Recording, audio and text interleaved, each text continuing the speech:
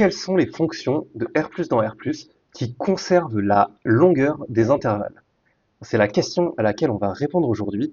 Mais avant tout, j'aimerais que vous réfléchissiez à cette question, parce que c'est un oral des mines. Donc si vous passez des oraux, ou que vous projetez de passer des oraux euh, dans l'année prochaine ou dans 2 ans, ça peut être un excellent exercice.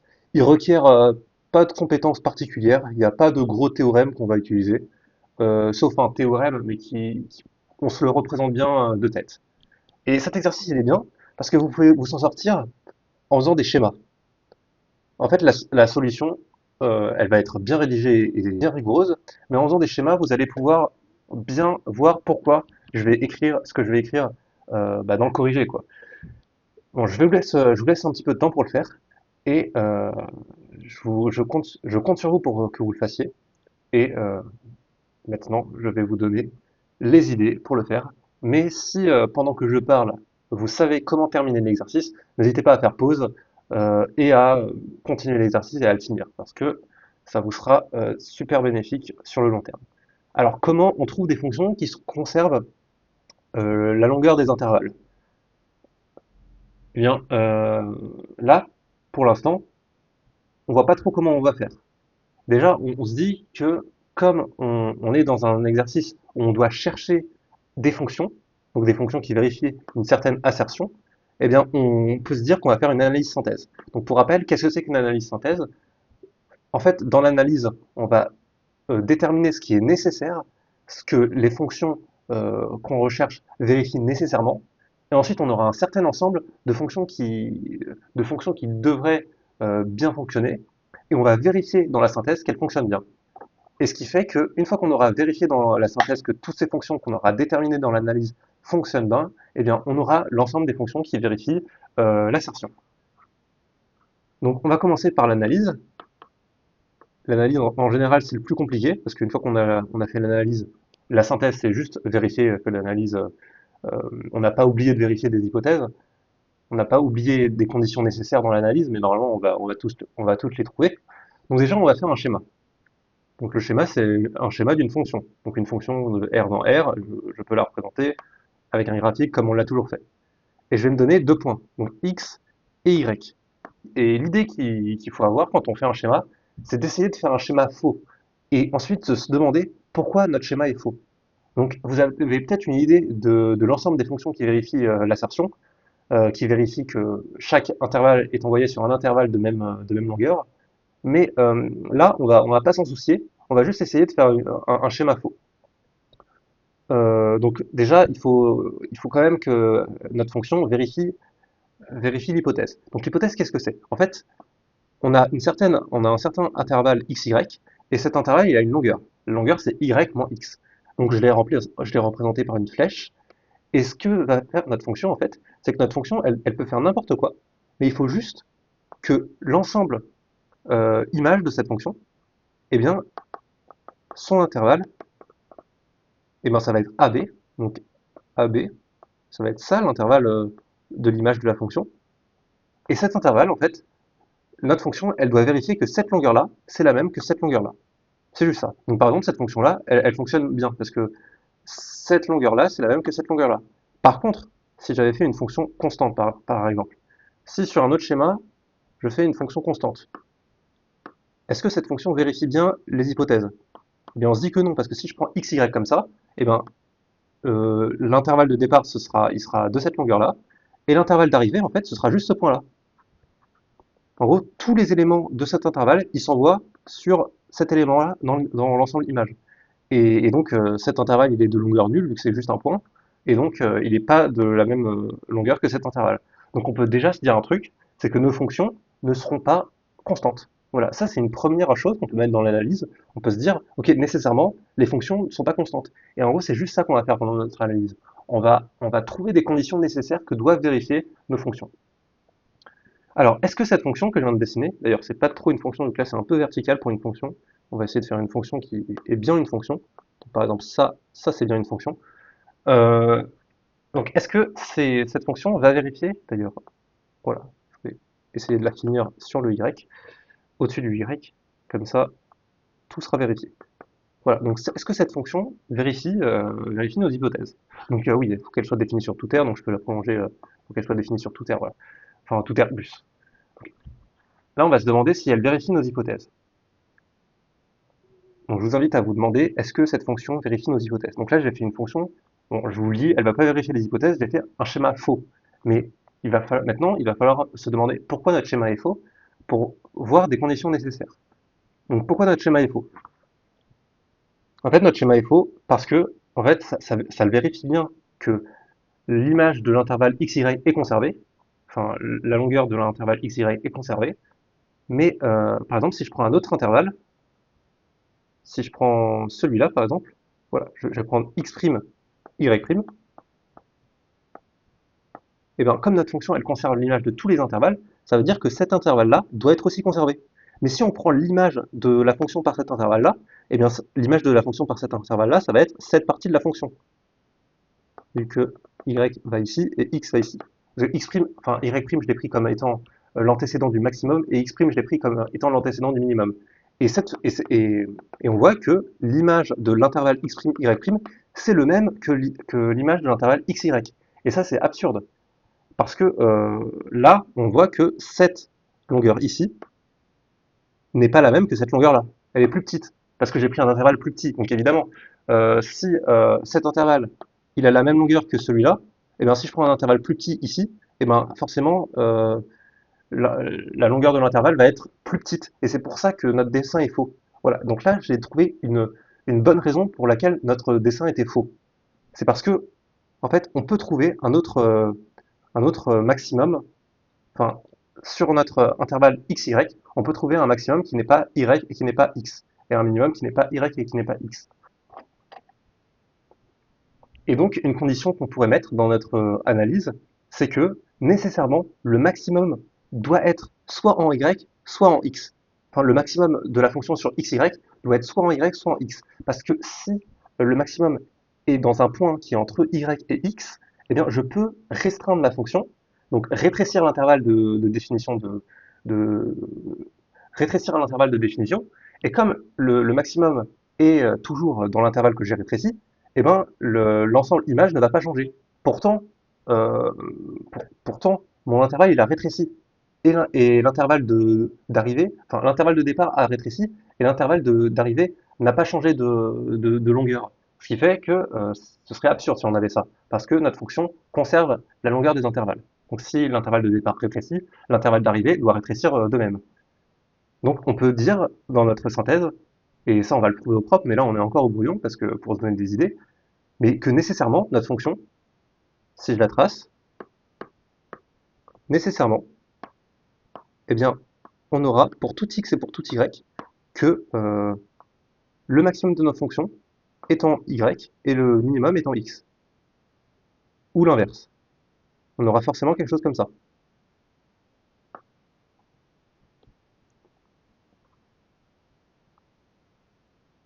Si là c'est f de x, et là c'est f de y, on ne peut pas avoir un maximum sur xy qui est en dehors de, enfin qui n'est pas y ou qui n'est pas x. Donc par exemple, j'aurais pas pu avoir ça. Parce que là, le maximum aurait été là, et il n'est pas y, il n'est pas x. Là, cette fonction, elle a l'air de convenir, parce que le maximum, c'est f de, enfin c'est y, et le minimum, c'est x. Et à partir de là, on peut maintenant raisonnablement donner la condition nécessaire qu'il y a sur notre fonction. Nécessairement, notre fonction, elle doit être égale à, euh, à l'identité plus une constante. Donc, par exemple, là, l'identité plus une constante, ce serait ce que je mets en pointillé. Mais là, sur mon schéma, vous allez me dire, oui, mais là, ta fonction que tu as dessinée, là, que la fonction que j'ai dessinée et que je peux repasser en rouge, là, cette fonction-là, je l'ai pas prise égale à l'identité, je l'ai pris au-dessus de l'identité. Et bien ça, c'est parce que je refais un schéma faux pour être sûr que j'ai bien trouvé la bonne fonction. Parce que cette fonction-là, en fait, rappelez-vous, je dois avoir que cet intervalle, c'est nécessairement de même longueur que celui-là. Donc les deux flèches rouges sont de même, sont, les deux flèches rouges sont de même longueur. Mais si je restreins mon intervalle, si je le divise par deux, notre intervalle, si je prends un x, enfin, je prends un x' ici, eh bien cet intervalle aussi doit être le même que l'intervalle d'arrivée. Donc il doit être le même que lui. Ce qui fait que nécessairement j'aurai une sorte de proportionnalité. Donc notre fonction ne peut pas être comme ça, vu que là elle n'est pas proportionnelle en fait. Et donc c'est pour ça que je me dis que nécessairement ma fonction elle doit être sur l'identité. Elle doit être, enfin la courbe doit être parallèle à l'identité. C'est pour ça que je me dis ça. À partir de là, on a fini, on a presque fini parce qu'on n'a pas encore formalisé, mais on a presque fini notre analyse. Vu qu'on sait que notre ensemble de fonctions, ce sera les fonctions qui seront euh, une constante plus l'identité. Donc ce sera les fonctions qui à x associeront k ou un petit a plus x. Et maintenant, il faut le prouver. Donc là, tout ça, c'est au brouillon. Maintenant, je vais faire mon analyse. Donc l'analyse, j'aurais pas dû la mettre là, j'aurais dû la mettre après. Donc je fais analyse maintenant. Maintenant, c'est seulement maintenant que je vais faire mon analyse. Pourquoi? Eh bien parce que là, j'ai l'impression que j'ai tout ce qu'il faut pour prouver ce que je voulais prouver. Maintenant, il faut juste le formaliser. Donc la première étape, c'est de formaliser ça. Comment je pourrais formaliser ça? Eh bien, déjà, là, j'ai l'impression que j'ai utilisé le théorème des bornes. Ok, donc je vais utiliser le théorème des bornes, parce que le théorème des bornes, il me dit que sur un intervalle, donc l'intervalle x, y, j'ai forcément le maximum et le minimum qui vont être atteints par, euh, par des antécédents. Donc il y aura un y' tel que f de y' c'est le maximum de f sur l'intervalle x, y, et un x' tel que c'est le minimum. Donc ça, je peux l'avoir. Mais je peux l'avoir que si la fonction est continue. Or là, ma fonction, elle n'est pas supposée continue. Donc je vais devoir encore faire un schéma pour essayer de prouver que la fonction est continue. Donc encore une fois, j'essaie de faire un schéma en me disant, ok, comment la fonction elle pourrait ne pas être continue? Pour faire un schéma faux, encore une fois. Ben, une fonction qui n'est pas continue, c'est une fonction où si j'ai un f de x ici, et ben, j'ai un point infiniment proche, que je vais appeler y, tel que f de x est pas du tout proche, f de y, comme ça. Mais ça, on voit que c'est impossible. Pourquoi? Parce que l'intervalle, la longueur de l'intervalle xy, qui va tendre vers 0, vu que je rapproche mon y de x, eh bien, elle va être la même que cette distance ici. Ce qui fait que, forcément, si x tend vers y, enfin, si y tend vers x, f de y tend vers f de x. Voilà pourquoi notre fonction est continue. Donc ça, on va le formaliser. Comment on pourrait dire ça? Eh ben, on va essayer de, si on a x et y, on va essayer de minorer la distance f de x et moins f de y. Donc je peux dire que f de x, donc soit x et y, en R+, je peux dire que f de x moins f de y, c'est plus petit que x moins y. Pourquoi? Parce que f de x et f de y appartiennent à l'image de f par, à l'image de xy par la fonction f. Donc nécessairement, ils sont tous les deux dans un intervalle de longueur x moins y. Et s'ils sont tous les deux dans un intervalle de longueur x moins y, ça veut dire que f de x moins f de y est plus petit que x moins y. Et ça, en fait, les fonctions qui vérifient ça, ça s'appelle des fonctions lipschitziennes. Donc f est lipschitzienne. Et donc, et les fonctions lipschitziennes, ça c'est un résultat qu'il faut retenir, c'est que les fonctions lipschitziennes, elles sont toujours continues. Et en général, quand on vous demande, quand vous avez besoin de prouver dans un exercice assez théorique qu'une fonction est continue, c'est très souvent en disant que la fonction est lipschitzienne que vous le prouvez. Il y a des fonctions qui sont continues mais qui ne sont pas lipschitziennes, mais très souvent dans les exercices de prépa, pour prouver que c'est continu, on prouve que c'est lipschitzienne. Et ça marche généralement. Ça marche pas tout le temps, mais généralement. Donc f est donc continu.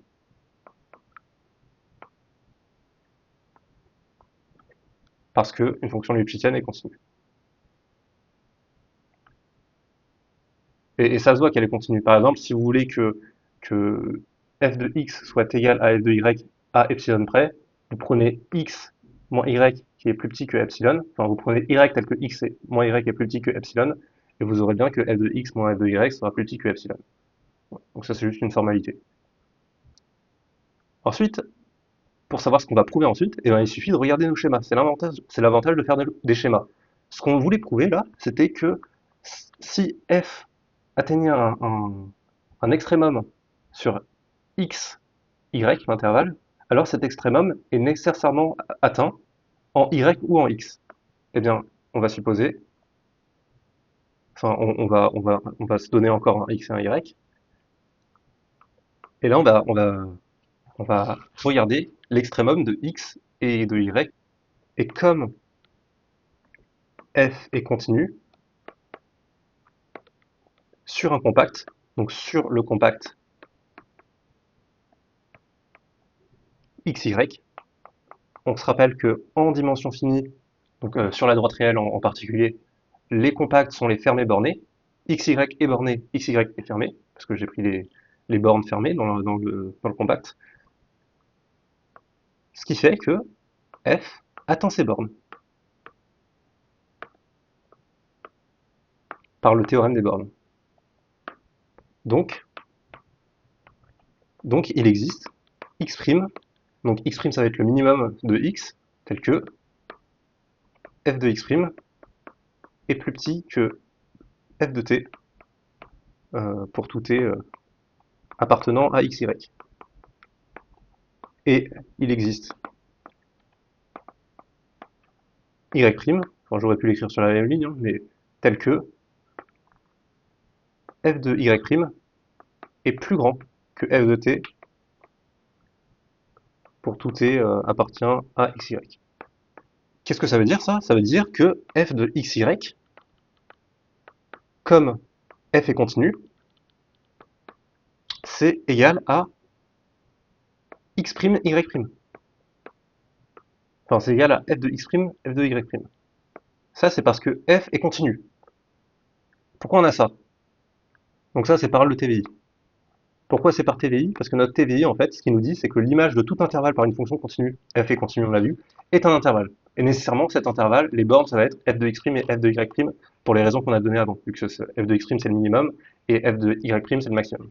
Donc ça, c'est par le TVI. Ensuite, ce qu'on peut dire, c'est que par les hypothèses, ce qu'on a, c'est que f de x, y est de longueur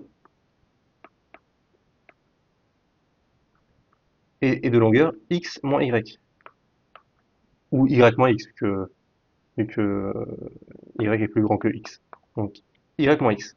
Ce qui fait que x, enfin y moins x, donc y moins x est donc égal, donc y moins x est égal à la longueur de cet intervalle-là, qui est f de y' moins f de x'.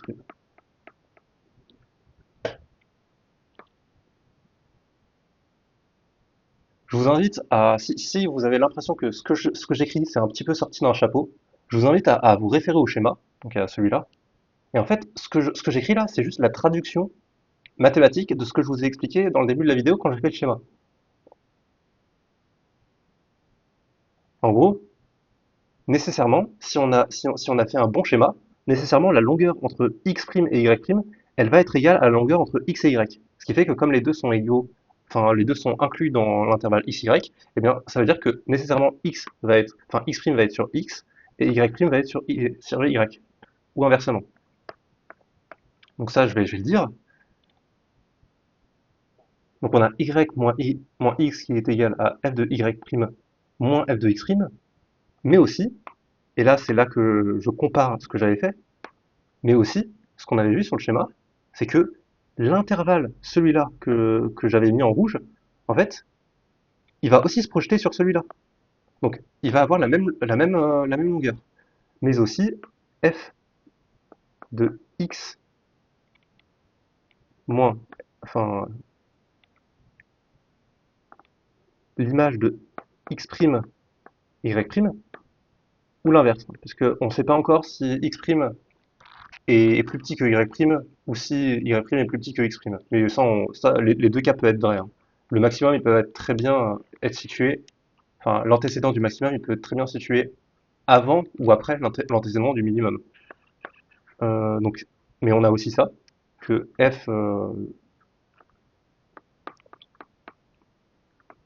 que l'image de f par l'intervalle, de l'intervalle x', y' par f, c'est f de y', x'. Et ça, donc, on refait la même chose. Et ça, et on donne le même argument. Ça veut dire que la longueur de cet intervalle, qui est égale à toujours à f de x' moins f de y', enfin f de y' moins f de x', est égale à x' moins y', ou non, y' moins x'. Donc,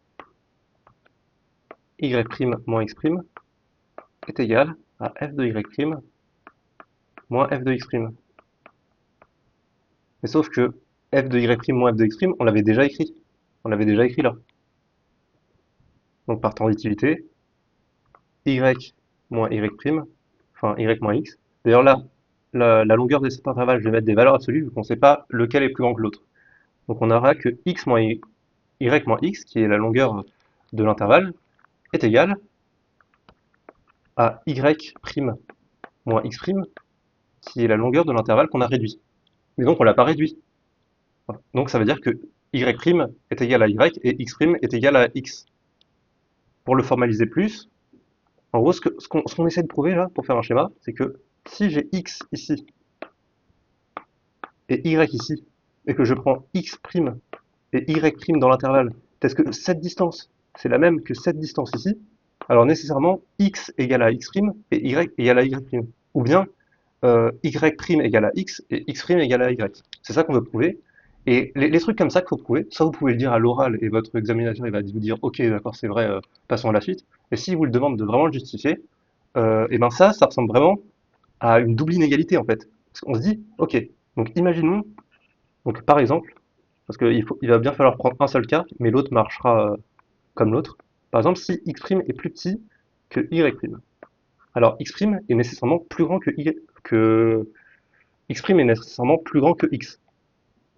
Mais x' est dans l'intervalle xy. Donc ça veut dire que si j'ajoute la longueur de l'intervalle à un nombre dans cet intervalle, on va sortir de l'intervalle.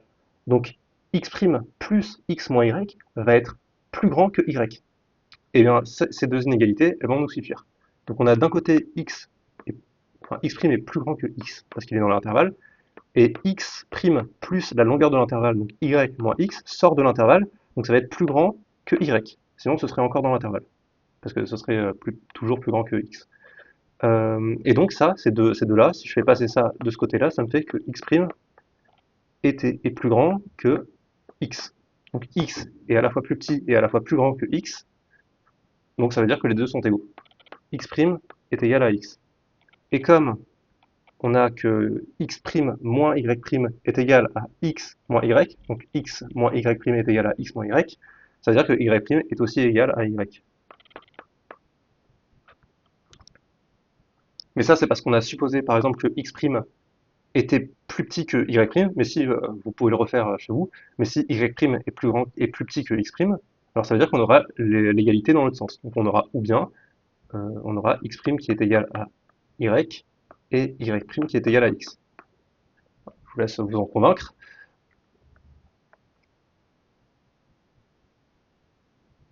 Et donc nécessairement, ça veut dire que le maximum est atteint en x. Parce qu'il était atteint en x', mais x' c'est égal à x, et le minimum est atteint en y. Ou bien l'inverse, ou bien le maximum est atteint en x et le minimum est atteint en y. Ou bien le maximum est atteint en y et le minimum est atteint en x. Donc on peut dire, donc, le maximum est atteint aux bornes de l'intervalle. Et là c'est presque fini, parce que nécessairement on va avoir que f de xy, ça va être égal à l'intervalle f de x, f de y. Parce que nécessairement, f de x, c'est le plus petit élément de cet intervalle. On sait que c'est un intervalle parce que TVI. Et f de y, c'est le plus grand élément de cet intervalle. Donc f de x, enfin l'image de xy, c'est f de x, f de y en intervalle. Bien sûr, ça pourrait très bien être le minimum et ça le maximum. C'est pour ça que je vais mettre une double flèche pour dire c'est soit l'un soit l'autre. Enfin, c'est une permutation des deux. C'est soit f de x, f de y, soit f de y, f de x. Et donc si on transcrit ça en longueur de l'intervalle, la longueur de l'intervalle f de xy, c'est f de x moins f de y, en valeur absolue. Donc la longueur de ça, c'est la longueur de cet intervalle, mais la longueur de cet intervalle, comme euh, f conserve les longueurs, ça veut dire que x moins y égale, en valeur absolue, égale f de x moins f de y en valeur absolue. Et ça, si vous divisez des deux côtés par x moins y, ça fait que le taux d'accroissement, je vais écrire en toutes lettres, Mais ça fait que f de x moins f de y, je vais plutôt l'écrire comme ça. Je vais plutôt l'écrire en mettant le plus grand en premier, donc f de y moins f de x, sur y moins x, c'est le taux d'accroissement, et ce taux d'accroissement, il est toujours égal à 1, en valeur absolue bien sûr. Et s'il est toujours égal à 1 en valeur absolue, eh bien ça veut dire qu'il est toujours égal soit à moins 1, soit à 1. Et en utilisant une deuxième fois le TVI, on peut montrer que il est soit égal à 1 toujours, soit il est égal à moins 1 toujours. Donc ça c'est parce que le taux d'accroissement est continu sur un convexe. Si vous voulez plus d'informations sur ça, je vous mets une vidéo qui en parle. Donc on aurait pu le faire comme ça, l'exercice. On aurait pu dire que nécessairement le taux d'accroissement est soit égal à 1, soit égal à moins 1. Donc f', donc la fonction est nécessairement dérivable si le taux d'accroissement est constant. Donc f' est égal soit à 1, soit à moins 1. Donc on a soit f' est égal à 1, et donc f est une fonction affine. Donc f de x égale x plus k, ce qu'on voulait, enfin, x plus a, ce qu'on voulait avoir. Et ça vérifie bien les hypothèses. Ou soit on a f de x qui est égal à moins x plus a si f' est tout le temps égal à moins 1, mais enfin si le taux d'accroissement est tout le temps égal à moins 1. Mais ceci, en fait, ça peut pas être pris parce que notre fonction elle va de R plus dans R plus, et au bout d'un moment, cette fonction elle va tendre vers moins l'infini, enfin elle va tendre vers moins l'infini quand x va tendre vers l'infini. Et pour une fonction dans R plus, c'est impossible de tendre vers l'infini. Donc on peut éliminer la deuxième option, donc nécessairement f de x est égal à x plus 1. Donc ça, c'est la manière de le faire très vite. Mais il y a une manière de le faire plus lentement et sans avoir besoin de l'argument des taux d'accroissement et de la convexité. Mais encore une fois, cet argument est 100% valide. Vous pouvez aller voir ma vidéo pour vous en convaincre. Mais on peut le faire d'une autre façon en prouvant que la fonction était nécessairement, enfin, que la fonction est nécessairement monotone. Parce que oui, sur la partie schéma, vous auriez aussi pu vous demander, ok, mais en fait, là j'ai fait un cas particulier. Le cas où on a f de y ici et f de x ici, avec y, enfin, avec y plus petit que x, ouais, je sais c'est bizarre, mais, euh, mais y plus petit que x et f de y plus grand que f de x, c'est-à-dire que la fonction est décroissante, mais ça conserve quand même la longueur de l'intervalle. Donc techniquement, elle marche cette fonction. Mais si on prend cette fonction, ça veut dire qu'à un moment donné, elle va devoir de nouveau être croissante. Si on veut pas dépasser l'axe des abscisses et aller en dessous et devenir négatif, ce qui n'est pas autorisé. Et donc, si elle redevient croissante au bout d'un moment, on aura que la fonction n'est pas injective. Et si la fonction n'est pas injective, ça veut dire que on aura un x et un y, et c'est là que tous nos schémas seront utiles, donc chaque schéma est utile. Donc je reviens sur ce schéma, c'est-à-dire que j'aurai un f de x qui sera ici et un f de y qui sera au même niveau, si la fonction n'est pas injective. Et on s'en fout de ce qui se passe au milieu, parce qu'on sait que ce qui va se passer au milieu, c'est nécessairement une fonction constante. Pourquoi? Parce que on a prouvé ce théorème, enfin c'est pas un théorème, c'est un lemme intermédiaire, mais on a prouvé que sur l'intervalle xy, notre fonction, elle était maximum en x ou en y. Donc ça veut dire qu'elle est maximum ici ou ici. Donc par exemple, elle est maximum ici, mais ça donnerait la même chose si elle était maximum de l'autre côté, vu que les deux côtés sont égaux. Elle est minimale en x ou en y. Donc par exemple, elle est minimale ici. Donc elle est minimale ici et maximale ici, donc elle est entre ces deux points. Donc nécessairement, elle doit être constante. Parce qu'elle peut pas faire ça, vu que sinon elle serait maximale entre les deux. Et c'est pas permis. Et elle peut pas faire ça, sinon elle serait minimale entre les deux, et c'est pas permis. Donc nécessairement, elle est constante. Et les fonctions constantes, elles conservent pas l'intervalle, comme je vous l'ai dit. Et c'est grâce à ces schémas qu'on va pouvoir avoir l'idée de la preuve que f est nécessairement injective. Donc on va le prouver. Donc montrons que f est injective. Donc ça c'est notre but. Comment on montre ça? Et bien directement, on se pose pas de questions pour montrer que f est injectif. Soit on fait un raisonnement par l'absurde, parce que des fois ça peut être plus facile de se représenter un raisonnement par l'absurde. Je vous invite à le faire le raisonnement par l'absurde si ça vous paraît plus simple. Mais là je vais faire directement le raisonnement direct. Je vais prendre soit x, y appartenant à R+. Je suppose, je suppose que f de x est égal à f de y. Et ce qu'on peut prouver maintenant, c'est que nécessairement, par ce qu'on a dit tout à l'heure, par ce qui précède,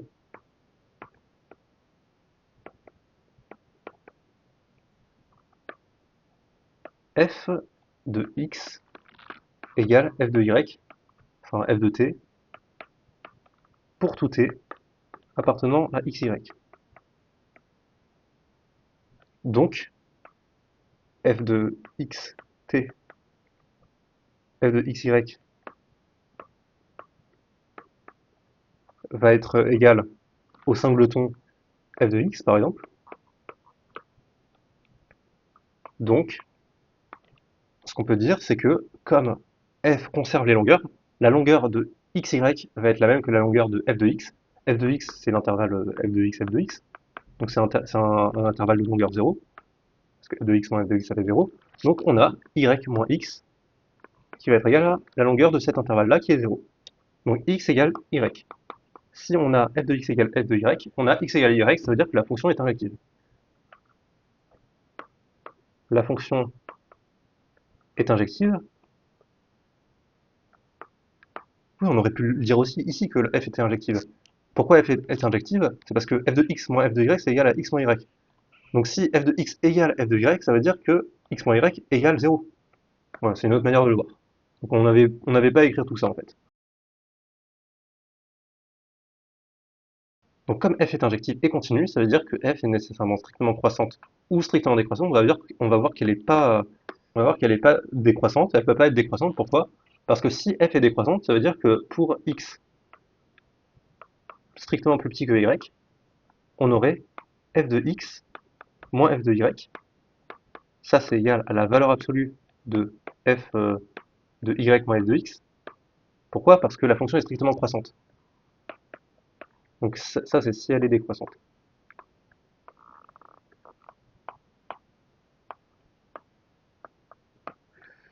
Ça, ce serait égal à f de y moins f de x. Et ça, ce serait égal à y moins x. Et donc, en particularisant, en prenant en prenant y égale 0, on aura f de x qui est égal à f de 0 moins x. Et ça tend vers l'infini. Ça tend vers moins l'infini. Donc, nécessairement, à partir d'un certain rang, enfin, quand x tend vers l'infini, donc nécessairement, à partir d'un certain rang, la fonction va être négative. Et ça, c'est pas possible. Donc, f est strictement croissante. Et f de x est égal à f de 0 plus x. Donc là, la justification, c'est la même. Sauf que là, c'est pas f de x moins f de y qui est égal à la valeur absolue. C'est f de y moins f de x qui est positif, parce que la fonction est croissante, et donc qui est égal à la valeur absolue. Donc f de x va être égal à f de 0 plus x. Et donc, pour en toute généralité, f est de la forme a plus une constante plus l'identité, avec a qui est dans R+. Et la synthèse maintenant. Donc là, on a fini l'analyse en fait. On ne peut pas faire plus. On peut pas faire plus nécessaire qu'une seule fonction. Et encore, on pourrait peut-être encore travailler pour montrer que c'est absurde alors qu'en fait, il n'y en a aucune. Mais on se dit qu'on a assez travaillé et que maintenant on fait la synthèse. Et la synthèse, elle va nous permettre de vérifier que notre fonction elle fonctionne bien. Parce que là, en fait, on n'a pas vérifié que notre fonction elle fonctionne bien. On a juste donné des trucs qui sont nécessaires pour que la fonction conserve les longueurs. Et donc dans notre synthèse, on vérifie bien. Donc là, vous mettez juste une phrase, ou vous la dites à l'oral si vous êtes en oral. On vérifie bien que euh, ces fonctions conviennent. Donc, vous n'avez même pas besoin de... C'est tellement évident, là, que vous n'avez même pas besoin de justifier plus que ça. Mais dites quand même que vous avez fait une synthèse, ça prouve une certaine rigueur. Donc on a fini l'exercice maintenant, et si vous voulez bien vérifier que vous avez bien compris l'exercice et que vous sauriez le refaire, ben, une petite variante de l'exercice, c'est cette fois-ci, vous prenez f qui n'est plus dans R+, enfin, qui ne va plus de R+, dans R+, mais là elle va de R dans R. Et donc faut montrer quelles sont les fonctions qui vont de R dans R cette fois-ci, qui vérifient que f conserve les longueurs. Donc voilà, c'est une petite adaptation, vous pouvez la refaire dans quelques semaines, une fois que vous aurez oublié l'exercice. Et là, on aura d'autres fonctions qui vont convenir, donc je vous laisserai le faire. Et si vous trouvez, vous pouvez m'en faire part si vous voulez que je vérifie que tout est bon. Voilà, je vous remercie de m'avoir écouté, et on se retrouve dans une prochaine vidéo.